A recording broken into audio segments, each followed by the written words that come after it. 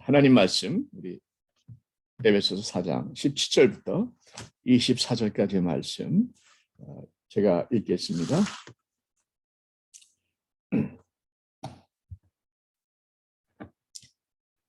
에베소 4장 17절 말씀.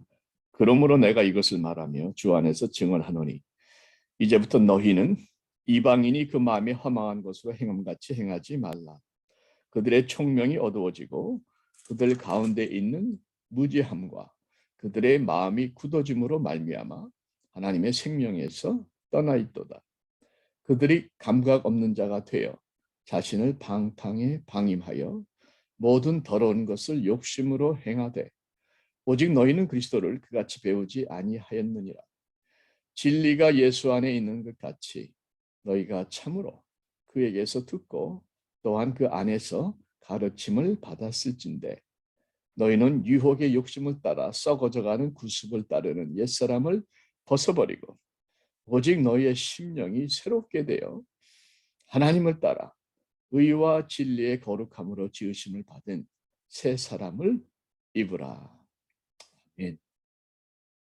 하나님, 옛사람을 벗어버리고 새 사람을 입으라고 말씀하셨고 또한 그렇게 살아오려고 나름대로 애를 쏘았던 것을 아십니다. 하나님, 마음은 원인데 왜 자꾸 옛사람이 살아나는지, 진정 마음은 간절한데 왜 새 사람은 자꾸 나타나지 않는지 하나님, 우리를 도와 주시옵소서. 배운 것이 배운 것으로 끝나지 말게 하시고 배운 대로 살아낼 수 있는, 배운 대로 변화될 수 있는, 배운 대로 순종할 수 있는 주여, 그래서 말씀의 열매가 맺혀지는 그 자리까지 우리를 인도하시고 그렇게 가능할 수 있도록 하나님 마음의 소원과 열정을 주시옵기를 사랑하는 예수님의 이름으로 기도하옵나이다.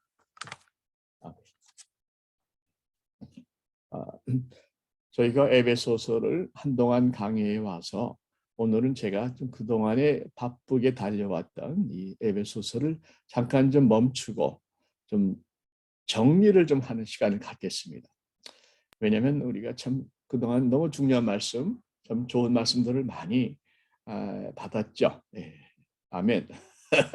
너무 좋은 말씀들을 많이 받았는데 그때 아멘하고 잊어버린 경우들이 너무 많아서 심지어 저도 전해놓고 나서 나중에 보면은 새로운 때가 있거든요. 여러분들은 오죽하시겠습니까? 잠깐 전체 서머리를 이제까지 해온 말씀의 서머리를 잠깐 좀 나눴으면 좋겠습니다.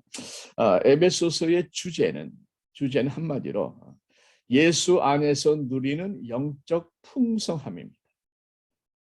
에베소서 주제는 예수 안에서 누리는 영적 풍성함. Our riches in Christ. 한마디로 이렇게 되죠. Our riches. 풍성함 in Christ. 핵심 기전은 1장 3절 말씀인데 그냥 제가 읽어드릴게요. 뜨나요? 네. 찬송하리로다. 에베소 1장 3절 찬송하리로다. 하나님 곧 우리 주 예수 그리스도의 아버지께서 그리스도 안에서 하늘에 속한 모든 신령한 복을 우리에게 주시되 그렇게 말씀합니다. 예수 안에서 하늘에 속한 모든 신령한 복을 우리에게 주셨다. 이것이 이제 핵심 기절이 되겠습니다.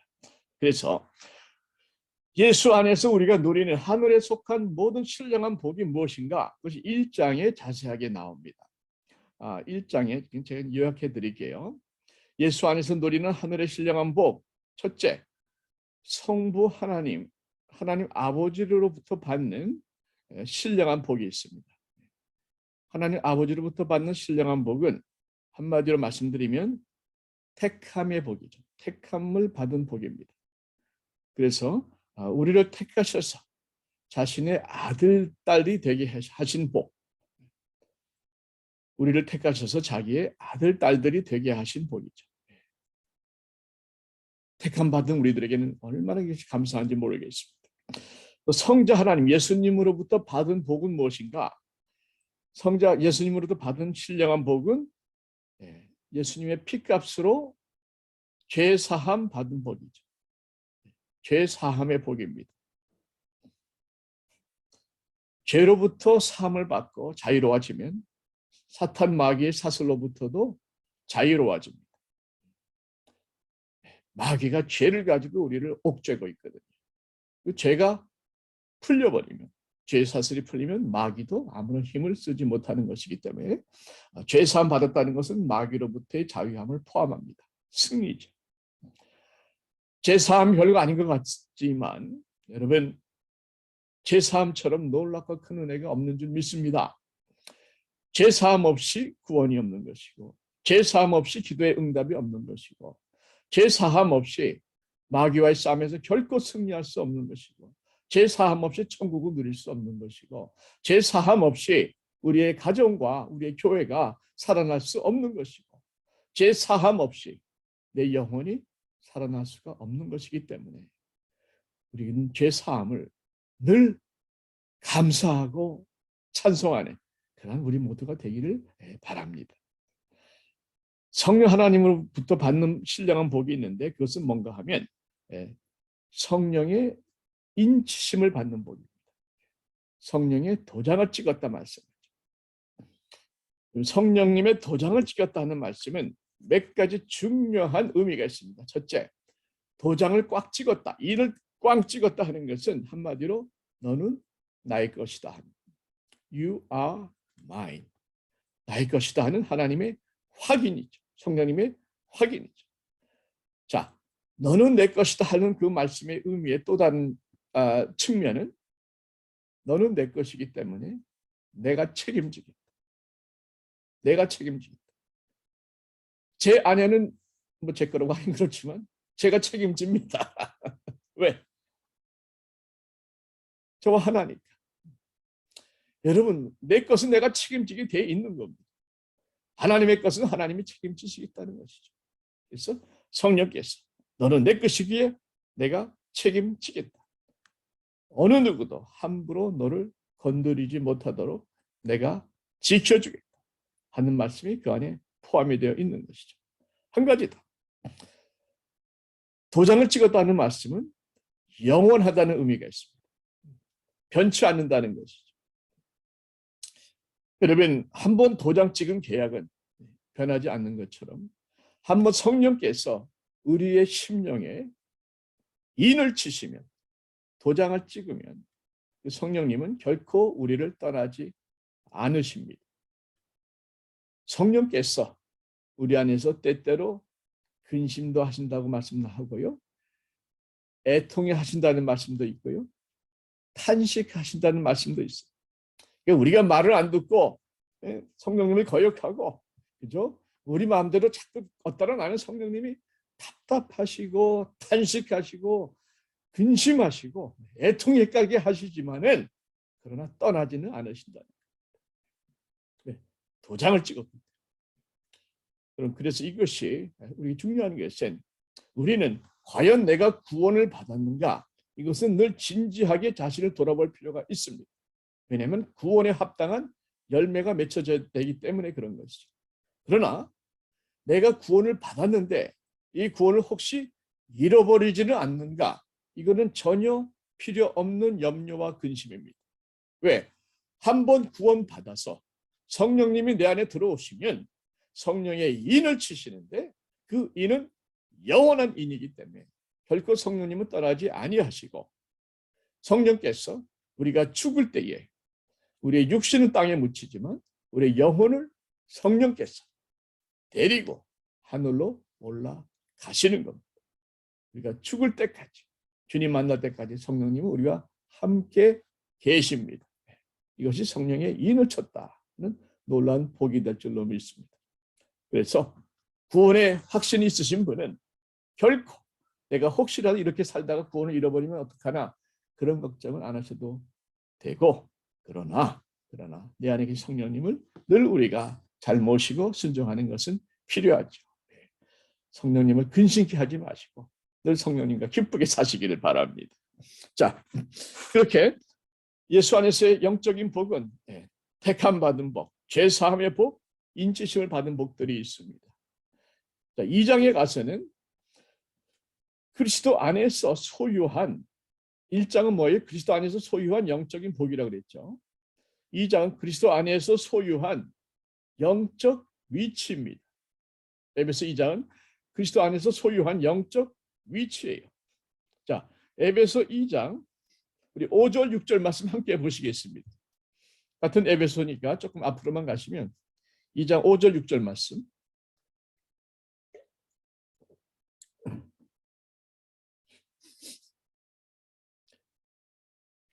이 장 5절 말씀에 허물로 죽은 우리를 그리스도와 함께 살리셨고 또 함께 일으키사 그리스도 예수 안에서 함께 하늘에 앉히시니 그러셨죠.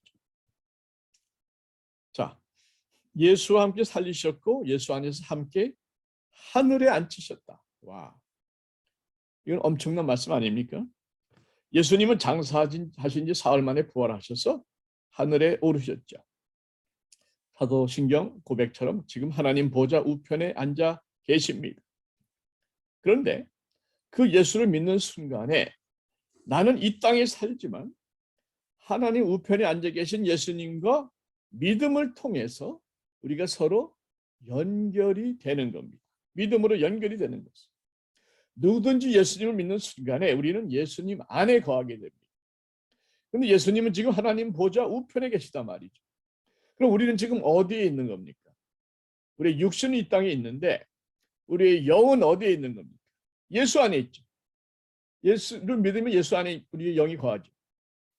그런데 예수 안에 있는데 그 예수님은 지금 하나님 보좌 우편에 앉아 계시단 말이죠.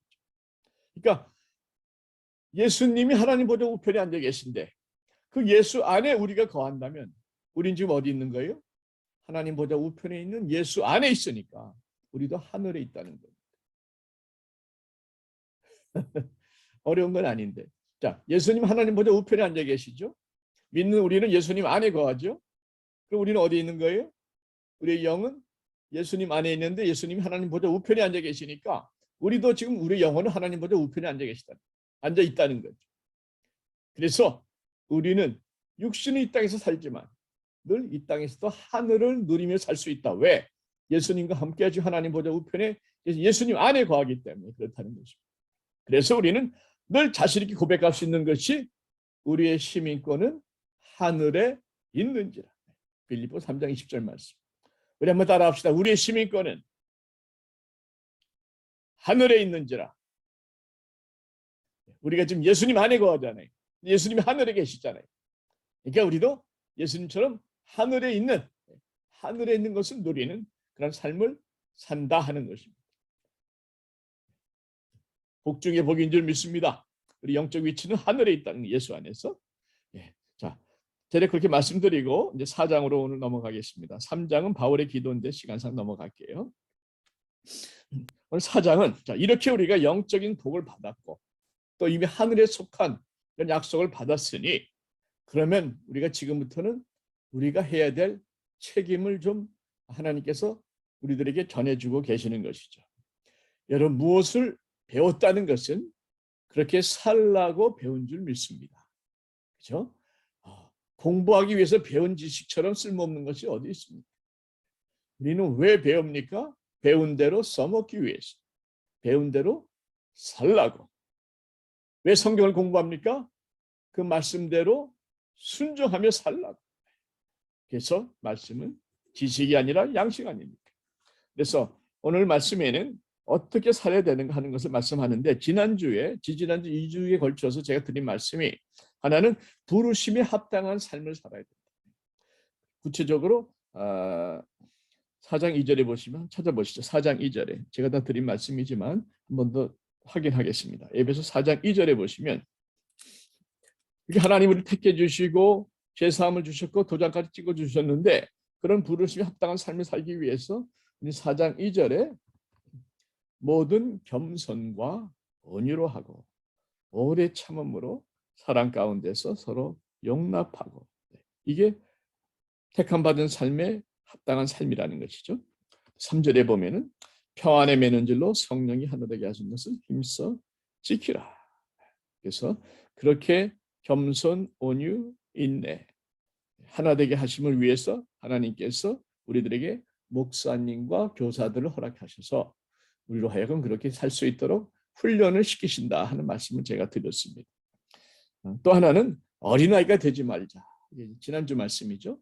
어린아이가 되지 말자. 우리가 이렇게 풍성한 복을 누리고 또 하늘에 속한 약속을 받았으면 우리는 더 이상 어린아이가 아닌 장성하고 성숙한 영적 사람이 되어야 되겠다. 그래서 어린아이가 되지 않기 위해서 두 가지를 말씀을 드렸죠. 하나는 단단한 말씀을 먹어야 할 줄 안다. 맨날 젖만 먹지 말고 단단한 말씀을 먹어야 한다. 또 한 가지는 사랑 가운데서 진실을 말할 수 있어야 되고 동시에 사랑 가운데서 진실을 들을 수 있어야 한다 하는 말씀을 제가 드렸습니다.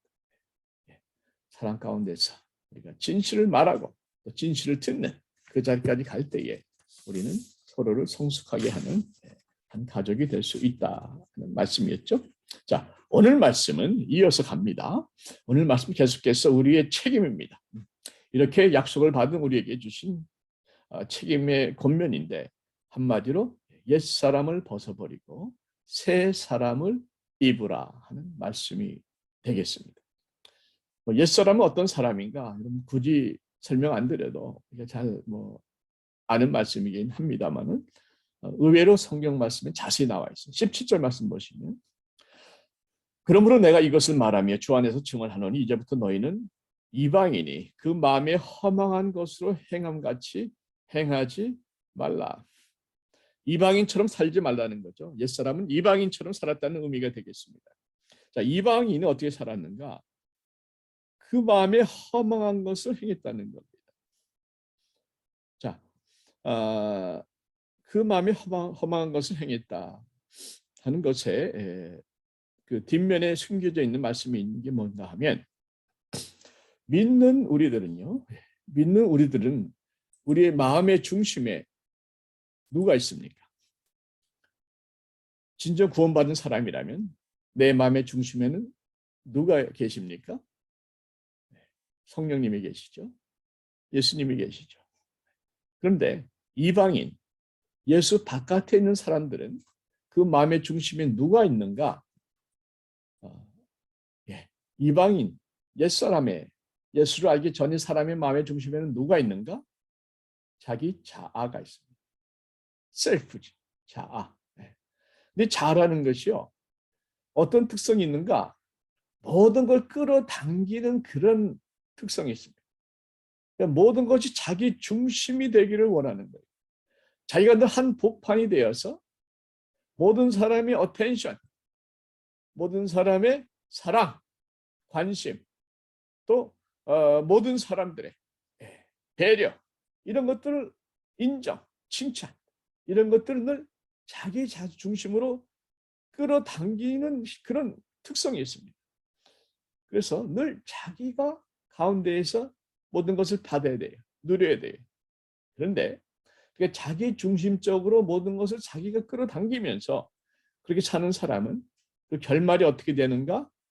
그 마음이 허망해진다는 거예요. 나를 위해서 열심히 살았는데 그 결과는 허망하다. 허망하다, 허무하다. 아무 의미가 없다, 남은 것이 없다는 겁니다. 왜 그렇게 되는가? 여러분, 제가 말씀드렸습니다만 한 번 더 강조합니다. 우리는 언제 행복합니까? 우리는 남을 행복하게 할 때에 우리가 행복해집니다. 이게 영적 법칙입니다. 누군가에게 의미가 되어줄 때에 내 삶의 의미를 찾는 겁니다. 누군가의 필요를 내가 채워줄 때에 내 삶이 채워지는 것을 우리가 느끼는 겁니다. 그런데 늘 내 배만 채우고 내 욕심만 채우고 모든 초점이 거기에 있다 보면 나중에는 이게 다인가 하는 허망한 마음에 빠진다는 겁니다. 그래서 성공한 사람이 소위 잘 나가고 많은 걸 이루는 사람이 더 허망해서 더 자살률이 많고 더 인생에 대한 비관적이 되는 것이 정석으로 나와 있는 현실입니다. 여러분 보세요. 나도 배가 고파요. 그러나 내가 배고픈 사람을 앞에 놔두고 옆에 놔두고 나 혼자면 배불리 잘 먹었어. 그 사람 마음이 편하겠습니까? 나도 배가 고프지만 나보다 더 배고픈 사람이 있어요. 그 사람에게 내가 밥을 나눠줬어. 나도 배가 부르지는 않죠. 덜 부르지만 그러나 그때 그 사람의 마음은 훨씬 더 뿌듯하고 기쁘다는 겁니다. 이게 살아가는 법인 줄 믿으시기 바랍니다. 여러분, 다른 사람에게 베풀 때에 하나님은 나를 채워주시는 것을 저는 너무나 많이 느꼈어요. 그래서 제 목회에 원칙이 한 가지 있습니다. 몇 가지 원칙 중에 하나가 뭔가? 사람은 베품과 섬김과 사랑하는 대상인 것을 사람들에게는 기대하지 않는 게 좋습니다. 베푸는 거죠. 그런데 그렇게 베풀면 반드시 하나님이 저에게 채워주시다는 말. 사랑을 베풀었어요? 하나님이 저에게 말씀하세요. 아들아, 내가 너를 너무나 사랑한다. 그 한마디에 제가 녹는 거죠. 무언가 섬겨드렸어요? 돈으로 섬겨드렸어요? 하나님이 저에게 더 필요한 걸 더 채워주시더라고요. 여러분, 이거는 영적인 법칙입니다. 남을 행복하게 할 때에, 남을 섬길 때에, 남을 도와줄 때에, 남의 필요를 채워줄 때에 하나님께서 나를 채워준다는 것. 그것이 행복과 감사의 비결입니다. 여러분, 이건 어느 목사님께로부터 들은 말씀인데 이런 말씀이 있더라고요. 신앙적으로 어린 사람과 성숙한 사람은 어떤 차이가 있는가? 그분 말씀이 이래요. 어린아이, 신앙적으로 어린아이는 하나님을 사랑하는 대신에 하나님을 사용한다는 거예요. 하나님을 사랑하는 대신에 하나님을 사용한다. 그리고 세상의 것들을 사용해야 되는데 세상의 것들을 사랑한다는 거죠. 그러니까 하나님의 가르침은 어떻습니까? 하나님과 이웃을 사랑하고 세상의 것은 그 사랑의 삶을 살기 위해서 사용해야 되는 거예요. 한 번 더. 하나님과 사람은 사랑하고 세상의 것은 하나님을 사랑하기 위해서 우리가 사용해야 하는 것이에요. 그런데 어린아이는 거꾸로 간다. 세상 걸 사랑하고 그리고 하나님과 이웃은 자기를 위해서 사용한다. 채우기 위해서. 그 결과는 뭡니까? 허망한 것이고 무의미한 것이죠. 여러분, 우리 한 번 더 확인합시다. 진정한 삶의 의미는 내가 누군가의 의미가 되어줄 때에 내 삶의 의미는 확실하게 깨달아지게 됩니다. 내가 누군가를 사랑할 때에 내 마음속에 하나님의 사랑이 더욱 차고 넘칩니다. 그래서 하나님은 사랑, 세상의 것들은 사용하는 여러분 되시기를 바랍니다.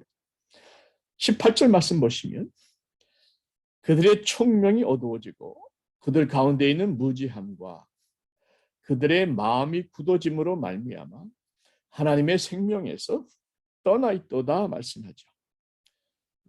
총명이 어두워졌다. 이거는 거짓과 진리를 분별하지 못한다는 의미가 되겠습니다. 그들 가운데 무지함이 있다. 옛사람은 무지하다는 것이죠. 자, 무지하다는 것은 배우지 못해서 무식하다는 의미가 아니에요. 배우지 못한 건 무식한 겁니다. 무지한 것은 무엇인가? 무지함이라는 것은 하나님의 지혜를 알지 못하는 것이 무지한 겁니다. 이게 많이 배웠어도 얼마든지 무지할 수 있죠. 왜? 하나님의 마음을 모르는 사람은 무지한 거예요. PhD 몇 개를 가져도 하나님의 지혜, 하나님의 마음, 하나님의 영적인 법칙을 모르는 사람은 무지하다는 것이죠. 그럼 십자가의 도가 멸망하는 자들에게는 어리석다고 말씀하지 않습니까? 다른 사람을 살리기 위해서 내가 십자가에 못을 박혔습니다. 얼마나 어리석습니까? 그런데 구원을 받은 우리에게는 십자가의 도가 하나님의 능력이 된다는 것이죠. 그것이 하나님의 지혜라는 것입니다. 그러한 지혜를 알지 못하니까 무지할 수밖에 없는 것이죠. 한 가지 더 18절에 보시면 그들의 마음이 굳어짐으로 이렇게 되어 있습니다. 옛사람, 무지한 자, 하나님 알지 못하는 무지한 자들은 마음이 굳어진다고 되어 있습니다. 여러분, 이 말랑말랑하면요. 예를 들면 저도 기억납니다. 어렸을 때 학교에서 우리 때는 국민학교라고 그랬잖아요. 지금은 초등학교인데 여러분 다 국민학교 세대인 것 같은데 국민학교 때 미술 시간에 이 찰흙 같은 걸 가지고 말랑말랑할 때 뭐 개도 만들고 뭐 말도 만들고 진흙 가지고 많이 했잖아요. 말랑말랑하니까 뭔가 빚어낼 수가 있는 겁니다. 그런데 이게 굳어지면 나중에 햇볕에 굳어지면 어떻게 됩니까? 딱딱해지면 더 이상 바꿀 수가 없죠. 뭘 만들 수가 없는 것이. 마찬가지로 우리가 마음이 굳어지면 더 이상 변화되지가 않습니다. 마음이 굳어진 사람의 특징이 무엇인가? 배우려고 하지 않아요. 남들과의 대화를 통해서 나를 바꾸려고 하지 않습니다. 이미 나는 다 이룬 거예요. 이미 나는 더 배울 게 없는 거예요. 꽉 차 있으니까 단단하게 굳어져 있으니까 더 이상의 변화가 없고 그래서 더 이상의 어떤 발전이 없는 겁니다. 저의 신조 중에 하나가 무엇이냐? 죽을 때까지 사람은 배워야 된다. 아멘. 그래서 저는 죽을 때까지 배우려고 지금도 여기저기 쫓아다닐 때가 있고 인터넷 열심히 보고요.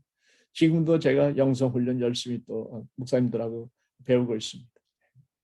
여러분 마음이 굳어진다는 것은 더 이상 내가 발전하지 않기를 결심하는 어리석은 결단인 것을 기억하시길 바랍니다. 자, 마음이 굳어지면요. 영적으로도 예민함이 없어집니다. 그래서 마음이 굳은 사람은 타인에 대한 공감 능력이 떨어집니다. 점점 사라집니다. 그래도 어느 목사 하신 말씀인데 제가 좀 인용해 드릴게요. 예수님께서 광야에서 사탄에게 시험을 받습니다. 시험 받으실 때에 첫 번째 시험 아시죠? 네. 이 돌로 떡이 되게. 자, 그런데 주님이 거절하셨죠. 그런데 오늘날 어느 신학자가 말하기를 현대인들은 오늘날 돌로 만든 떡을 먹고 살아서 돌 가슴이 되어버렸다. 이렇게 말씀의 떡을 먹어야 되는데 돌로 만든 떡, 예를 들면 돈, 인기, 뭐 자기의 욕심, 어떤 파워 이런 것들을 추구하면서 자기 욕심으로 만드는 그러한 떡, 돌로 만든 떡을 먹다 보니까 가슴이 돌같이 단단하게 굳어져 버렸다는 거예요. 그래서 아파하는 사람을 봐도 마음이 더 이상 아프지가 않고 돌가슴처럼 탁탁하게 그러다 보니까 허망한 삶이 되는 것이고 그 결론은 뭡니까? 하나님의 생명에서 떠났다 이렇게 말씀하죠. 그리고 어니스트 해밍웨이 기억하시죠? 대표적인 사람입니다. 노벨 문학상을 받고 모든 미국 사람들의 참 영웅이었는데 모든 걸 누렸지만 1961년 7월 2일 아이다호에 있는 자기 집에서 라비에서 평상시 그가 늘 즐겨하던 말이 이런 말을 했답니다. 무로부터 무에 이르는 짧은 날. 이게 인생이라는 거죠. 아무것도 없는 무로부터 아무것도 없는 무로 가는 그 짧은 날이 인생인데 그 짧은 날의 여행이 주는 지루함을 이기지 못해서 자기는 인생을 마감한다. 인생 자체가 의미를 못 느낀 것. 인생 자체가 지루하다는 건 뭔 말합니까? 허무하다는 것이죠. 그래서 총구를 입안에 넣고 방아쇠를 당겨서 인생을 마감합니다. 허무하니까. 남는 게 없어요. 자기를 위해서 모든 걸 다 누렸고 가졌는데 그 결과는 허무밖에 없다는 것이죠. 자아가 중심이 되면 결국에는 허망으로 빠지는 것이고 굳어진 영혼이 되는 것이고 결국 하나님의 생명에서 떠나는 삶이 되는 것입니다. 자, 그런가 하면 반면에 새 사람, 우리가 입어야 될 새 사람, 이런 옛사람을 벗어버리고 새 사람을 입어야 되는 새 사람은 어떤 사람인가? 21절부터 좀 보시겠습니다. 21절에 보시면 진리가 예수 안에 있는 것 같이 너희가 참으로 그에게서 듣고 또한 그 안에서 가르침을 받았을진데 22절 너희는 유혹의 욕심을 따라 썩어져가는 구습을 따르는 옛사람을 벗어버리고 옛사람을 벗어버리고 그 옛사람은 어떤 사람이라고요? 죄로 오염되고 또 유혹의 욕심을 따라서 사는 썩어져가는 옛 습관을 쫓는 그런 사람을 벗어버리고 23절 오직 너희의 심령이 새롭게 되어 갱신한다는 것. 여기 새롭게 된다는 말씀이 그 동사가 보게 되면 현재형이라는 게 중요합니다. 그러니까 우리가 예수 믿고 딱 새롭게 됐는데 그 새롭게 됐다는 것이 어느 순간에 한꺼번에 다 된 것이 아니라 물론 처음 예수님 믿을 적에 많은 변화가 있는 건 사실이지만 그러나 궁극적인 갱신, 새롭게 되는 것은 현재형이다 하는 것은 뭘 말합니까? 계속해서 지속적으로 날마다 우리의 심령이 새로워져야 된다 하는 것을 강조하고 있는 말씀이 되겠습니다. 날마다 우리의 심령을 새롭게 하라. Renew your heart every day인데 이게 저나 여러분이나 쉽지 않은 것 우리가 다 공감합니다. 저도 벌써 뭐 우리가 다 아는 사이니까 20년 넘게 저는 뭐 말씀을 듣는 사람이 아니라 말씀을 전하는 사람이니까 정말 말씀대로 살면서 제가 얼마나 변화가 많이 되고 얼마나 새로워져야 되겠습니까? 많은 저 자신을 보면은 참 아직도 변하지 않은 게 너무나 많아요. 제가 창피해서 다 고절매절 말씀을 못 드립니다만 또 궁금하시면 제 아내한테 물어보십시오. 아직도 참 멀었다는 생각이 참 듭니다. 새로워져야 된다고 새롭게 돼야 된다고 이렇게 말씀해 돼 있고 설교까지 하면서 나도 새롭게 변화되는 것이 힘드니 여러분들은 얼마나 힘들겠는가. 여러분 우리가 언제 제일 기분 나쁜지 아세요? 해야 되는 걸 알아요. 근데 하려고 하는데 잘 안 돼요. 하려고 하는데 잘 안 되는데 옆에서 왜 못하냐고 자꾸 그냥 옆에서 그렇게 야단치면 근데 화가 나는 거지. 하려고 하는데 안 되는데 자꾸 그러지 말라 말이죠. 제 마음이 여러분들한테 새롭게 되십시오 할 적에 여러분들이 아마 그런 마음으로 받을 수도 있겠어요. 왜?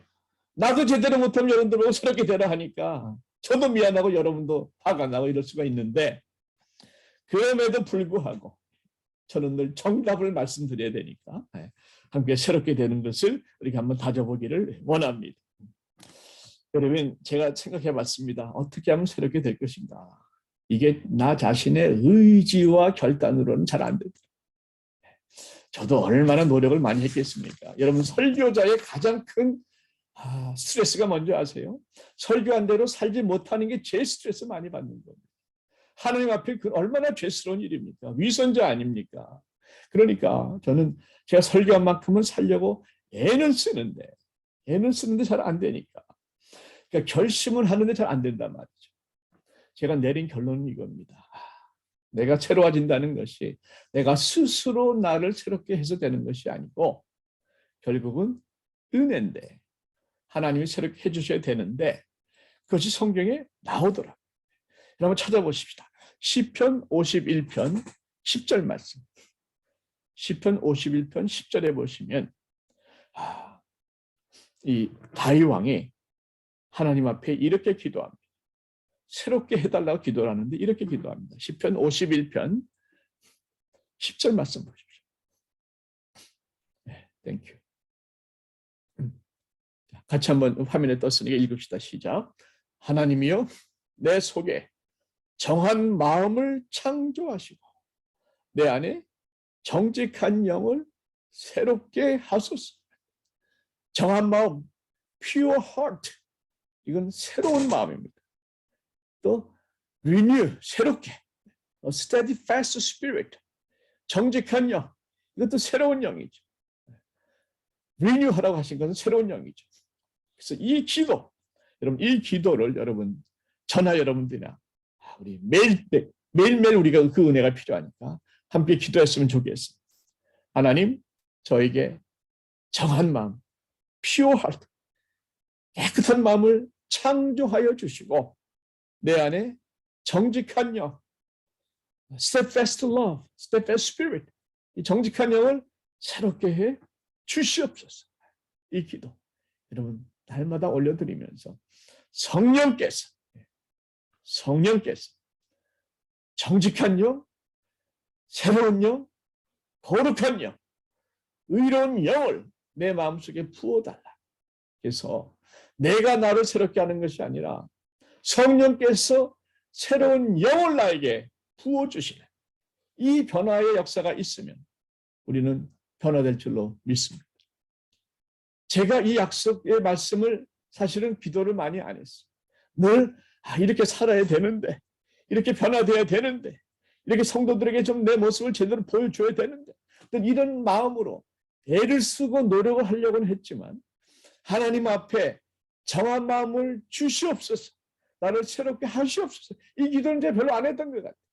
그래서 제가 오늘 마음을 작심하고 내가 나를 변화시키는 것이 아니라 하나님께서 나에게 새로운 마음을 창조해 주시고 내 영을 새롭게 해달라는 기도로 바꾸기로 했습니다. 여러분도 이 기도 매달리시기를 바라는 것이, 하나님께서 이렇게 기도할 때에 그렇게 해주신다고 약속하셨거든요. 에스겔서 한번 보십시오. 그 약속의 말씀이 있습니다. 에스겔서에 36장에 보십시오. 하나님의 약속입니다. 같이 한번 읽습니다. 시작. 또 새 영을 너희 속에 두고 새 마음을 너에게 주되 너희 육신에서 굳은 마음을 제거하고 부드러운 마음을 줄 것이며. 그러니까 내가 새롭게 되려는 것이 아니고 새 마음을 누가 줘요? 하나님께서 우리에게 새 마음을 주신다는 거예요. 또 하나님께서 굳은 마음을 제거해 주시고 부드러운 마음을 주신다는 것입니다. 그러니까 하나님께서 부드러운 마음을 주시면 내가 부드럽게 살려고 자연스럽게 결과가 되지 않겠다는 것이죠. 새 마음을 주시면 자연스럽게 새로워지지 않겠습니까?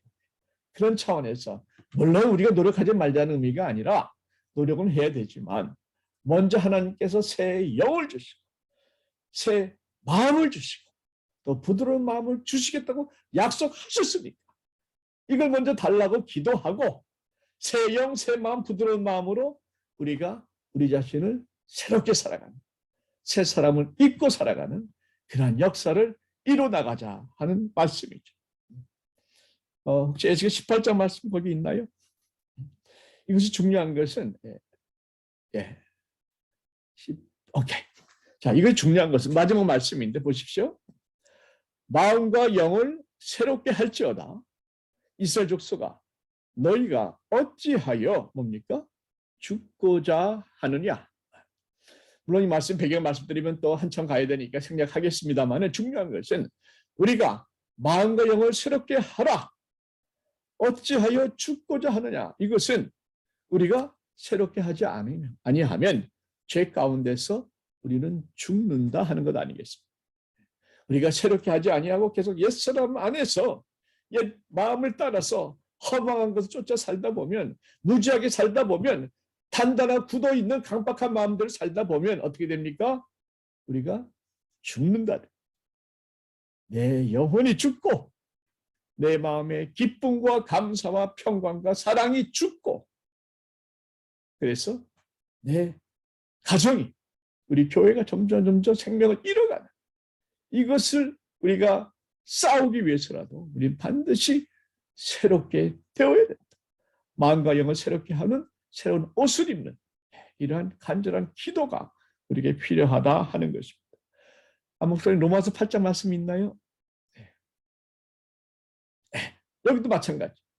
너희가 육신대로 살면 반드시 죽을 것이로되, 육신대로 옛사람대로 살면 반드시 죽을 것이로되 영으로서, 새로운 영으로서 몸의 행실을 죽이면, 옛사람을 벗어버리면 산다는 겁니다. 그러니까 옛사람을 벗고 새사람을 입는 것이 그냥 뭐 그렇게 하면 좋다는 것이 아니라 옛사람을 벗어버리지 않으면 옛사람대로 살면 죽는다는 것이에요. 새사람을 입고 새사람의 영을 받아서 살면 살아난다는 것입니다. 그리고 사느냐 죽느냐 하는 중요한 절박한 문제라는 것을 제가 말씀드리고 싶은 겁니다. 여러분, 말씀을 맺습니다. 옛사람 쫓아가야 허망한 것밖에 없습니다. 무지한 것밖에 없습니다. 강팍해져서 옆에 사람을 단단한 그 마음으로 찌르는 것밖에 없습니다. 새 사람을 입으셔야 돼요. 그래서 새로운 마음, 깨끗한 마음, 부드러운 마음, 이것을 받으셔야 되는데 이것은 내 결심과 의지보다는 하나님께 간구해서 성령께서 그런 마음을 우리에게 부어주셔야 된다는 것이죠. 그런 마음을 부어주셔서 우리가 새롭게 되면 우리는 그 마음에 주시는 감동대로 우리는 얼마든지 정말 새로운 삶을 살아갈 수 있는 하나님의 은혜가 날마다 주어진다는 것을 굳게 믿으시고 거듭 말씀드립니다. 저도 새롭게 살아야지 결심은 많이 했지만 이렇게 새로운 영을 주시옵소서, 내 영을 새롭게 하옵소서, 이 기도는 제가 별로 안 했다는 것을 저는 말씀을 준비하면서 굉장히 실감했습니다. 그래서 먼저 하나님께서 새로운 마음을 주시도록 간절히 기도하겠습니다. 여러분도 이 말씀 시편 51편 10절, 에스겔서 36장 26절 말씀 적어놓으세요. 시편 51편 10절, 하나님은 내 속에 정한 마음을 창조하시고 내 안에 정직한 영을 새롭게 하소서 하는 기도.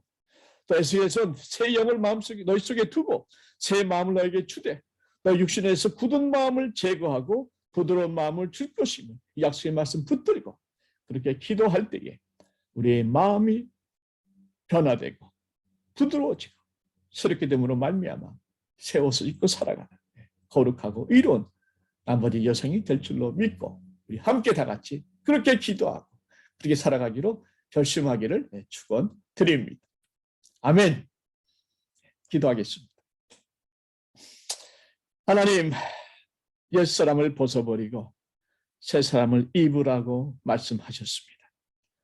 옛사람 쫓아가야 허망하고 강팍하고 결국에는 하나님의 생명을 떠나는 것밖에 없는데 그래서 새사람을 입어야 되겠는데 우리의 습관과 우리의 삶에 그 쌓였던 경험들이 자꾸 우리로 하여금 옛사람으로 돌아가게 만듭니다. 하나님 우리를 도와주시되 무엇보다도 우리의 마음속에 새 정한 마음을 창조하여 주시고 부드러운 마음을 창조하여 주시고 하나님 그래서 새 영 새 마음으로 하나님 새로워지는 삶을 살아갈 수 있도록 이렇게 날마다 새로운 영으로 새로운 마음으로 주여 우리의 심령을 채워 주시옵소서. 그래서 하나님 새 영을 따라감으로 인해서 우리의 모든 삶이 살아나는 우리의 영혼이 살아나고 믿음이 살아나고 감사와 기쁨과 사랑이 살아나고 그래서 우리의 가정이 살아나고 교회가 살아나고 주여 우리의 조국과 미국이 살아나는 귀한 역사들이 나의 삶에서 새로운 영이 창조됨으로 말미암아 시작되게 하여 주시옵기를 사랑하는 예수님의 이름으로 기도하옵나이다. 아멘.